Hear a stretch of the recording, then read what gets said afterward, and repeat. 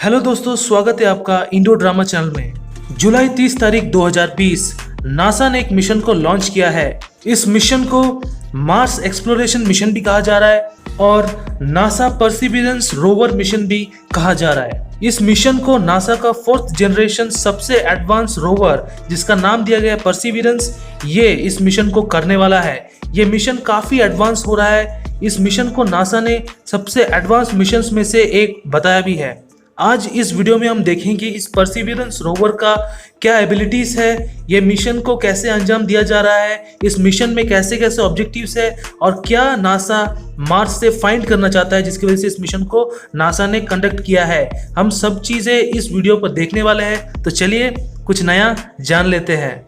NASA ने इस mission को 30 जुलाई को लॉन्च किया था, जिसमें नासा ने 4th जनरेशन का सबसे एडवांस परसिवियरेंस रोवर को लॉन्च किया है। इसके पहले हम जान लेते हैं कि मिशन क्या है। तो चलिए पहले मार्स पे चलते हैं।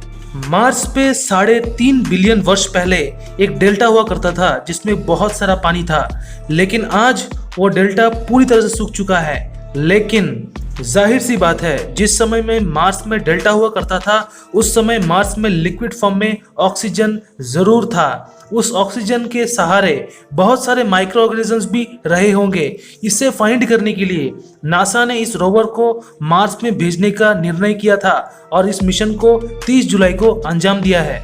दोस्तों, अगर आपने यहाँ पर कुछ ज़्यादा सोच लिया है तो डेफिनेटली आपको एक डाउट ज़रूर आया होगा।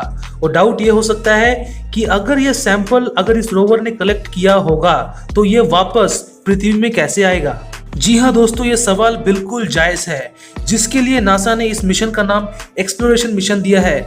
इसका मतलब ये है कि ये रोवर एक्सप्लोर करेगा मार्स का और अलग अलग सैंपल्स को कलेक्ट करेगा और 2030 ऐसे कुछ समय पे नासा एक दूसरा मिशन को भी लॉन्च करेगा जो इस सैंपल को रिटर्न लेके आने के लिए बनाया जाएगा। नासा के इस एक्सप्लोरेशन मिशन को 4 चरण पे बांटा गया है।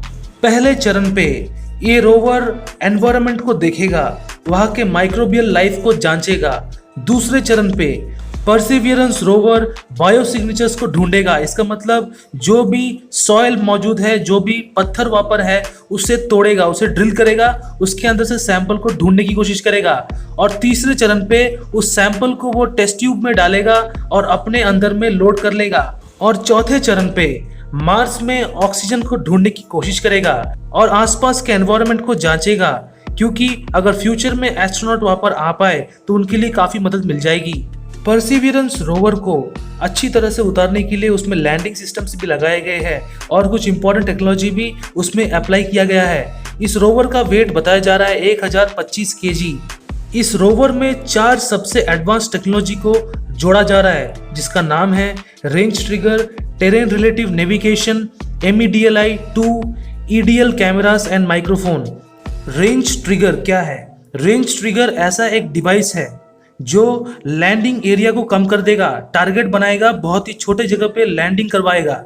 रेंज ट्रिगर का सबसे बड़ा एम ये होगा कि एक सेपरेट अच्छे एरिया को देखकर वहां पे इस रोवर को लैंड करवाना है। जो पहले नासा ने क्यूरियोसिटी रोवर यूज किया था उसके हिसाब में लैंडिंग एलिप्स को 50% कम कर देगा ये रेंज ट्रिगर, जिसकी वजह से एक्यूरेट एरिया को टारगेट करके वहां पे लैंड करवाएगा।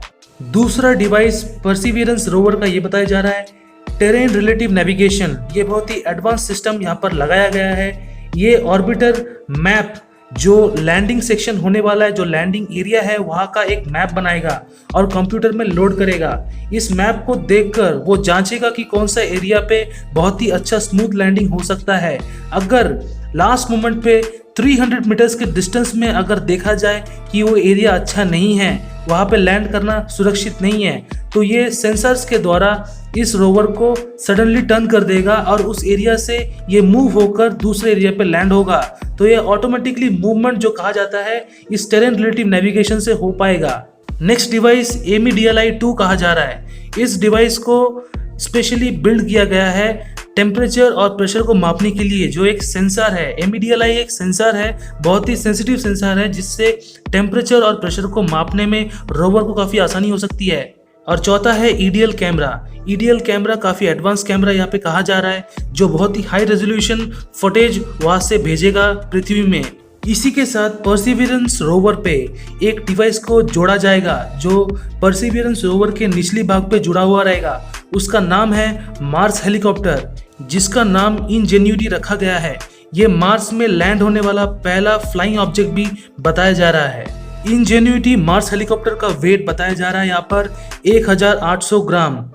जिस समय परसिवियरेंस रोवर मार्स में लैंड करेगा उस समय मार्स हेलीकॉप्टर रोवर से निकल जाएगा और उड़ना शुरू कर देगा। इंजेन्यूटी मार्स रोवर का रेंज 300 मीटर बताया जा रहा है और 90 सेकंड तक ये आसानी से उड़ सकता है 10 से 15 फीट की ऊंचाई से।